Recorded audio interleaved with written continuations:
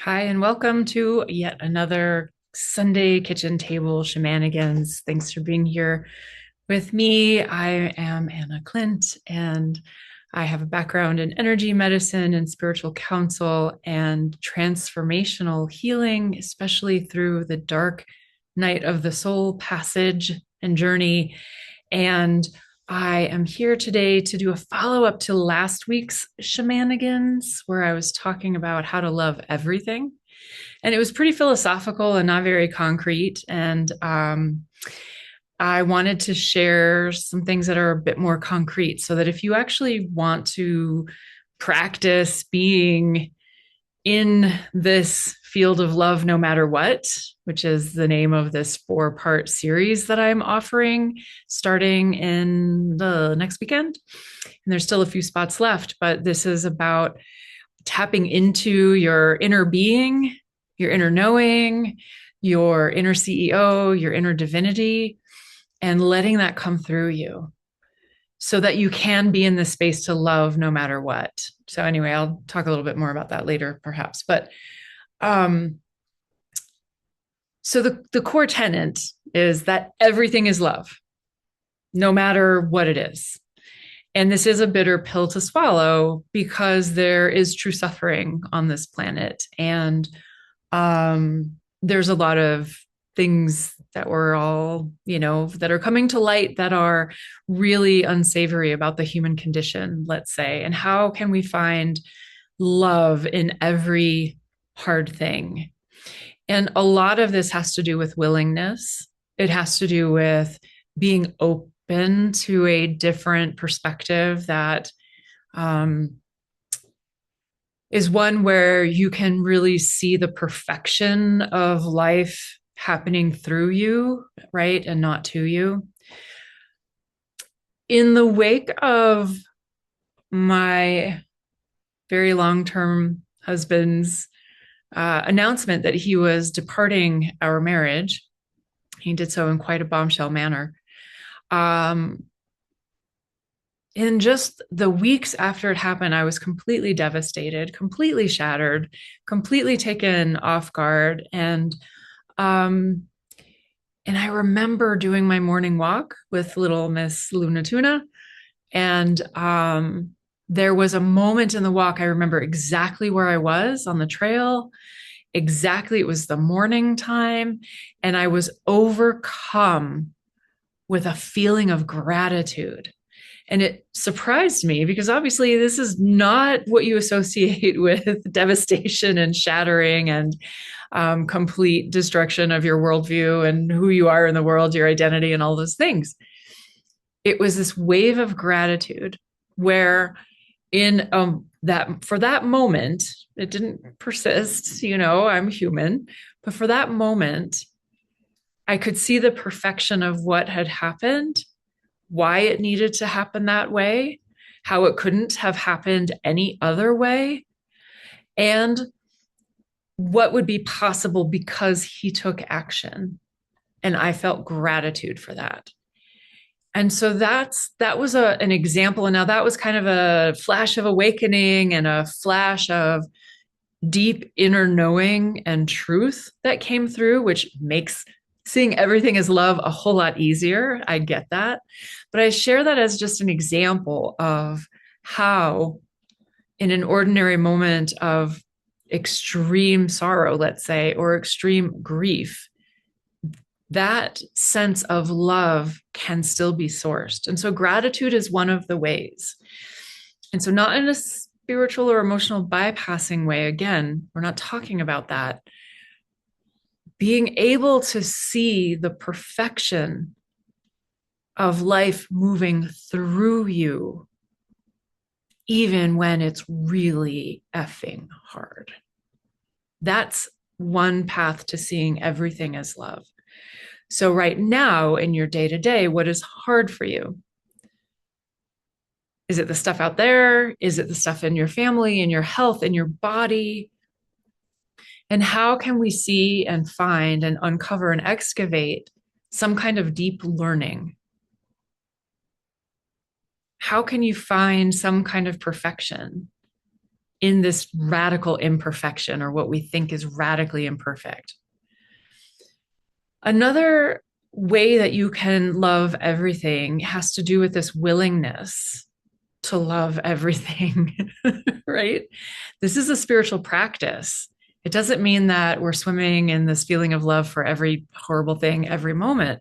It's this choice of coming back. I'm willing to accept the possibility that everything is love, even the hard things, even the brutal things.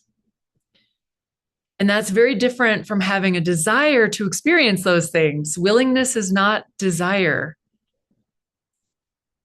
If you are willing to be with the hard things, if you're willing to have a difficult experience, you're going to be much more able to see the love in that experience. That does not mean you want that experience.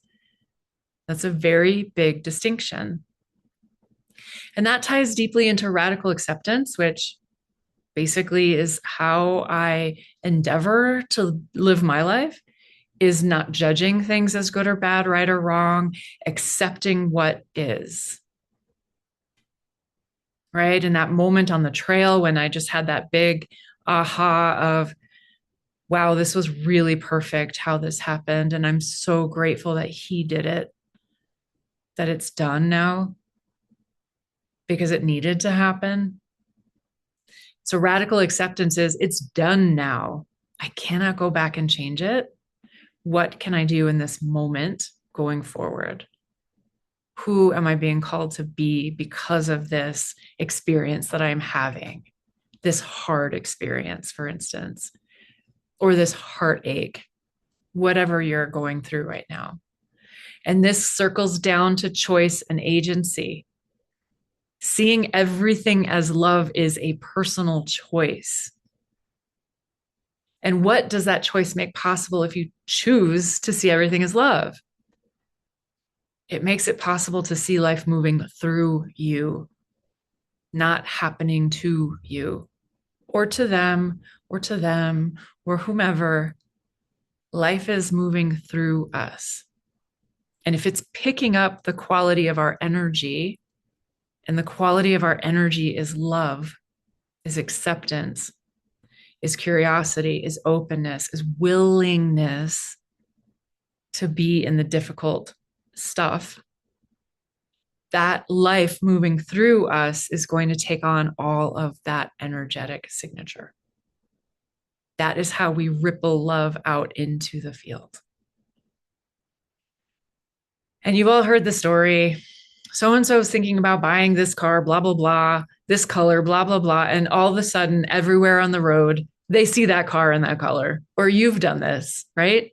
You make a decision and you're like, I'm going to go and do this thing. And all of a sudden, you get all of this, these God winks or confirmation or whatever, because you're focusing on the thing, you see more of it in your environment. This isn't woo-woo magic. This is actually just neuroscience, I'm pretty sure.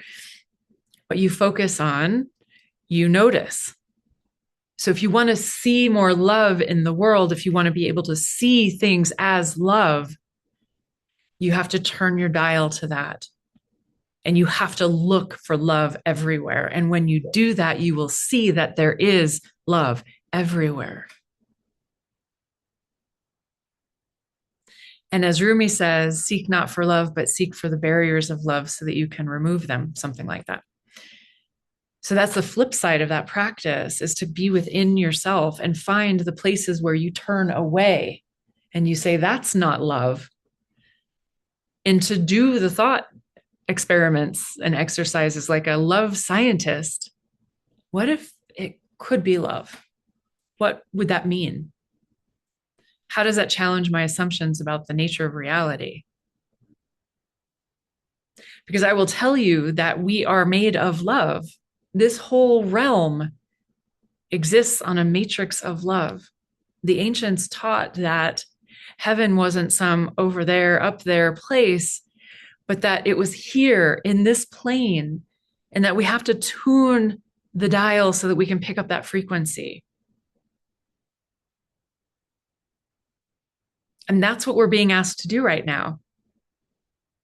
As we descend deeper and deeper into this very dark night of the soul for the collective, maybe not for you personally, maybe for you personally,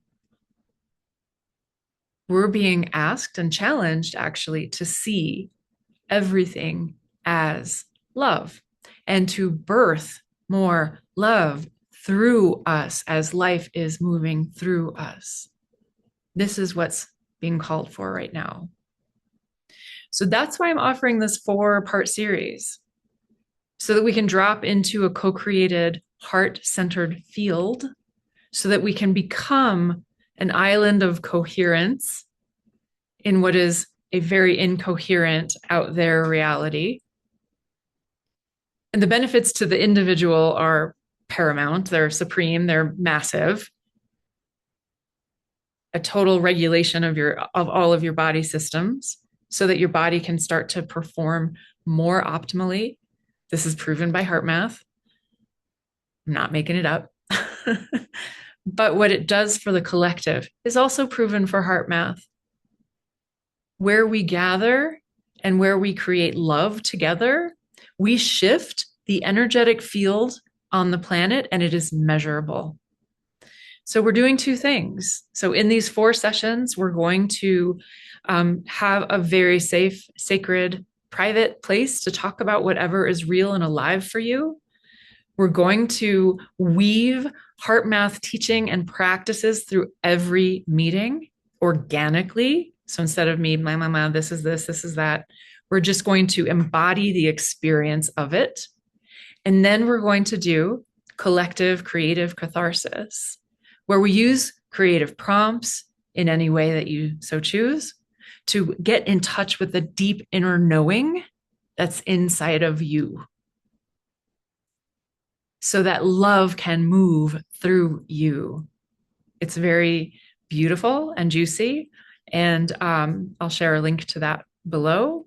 And thank you for being here today. I know I try to make these shorter and this one was longer, but I hope that this added some value. And if there's a takeaway from this, leave me a message. If you have a question about this, leave me a message. I'd love to hear from you. So I send you out into this beautiful day, and I task you with this one piece of homework. See if you can find love in an unexpected place today.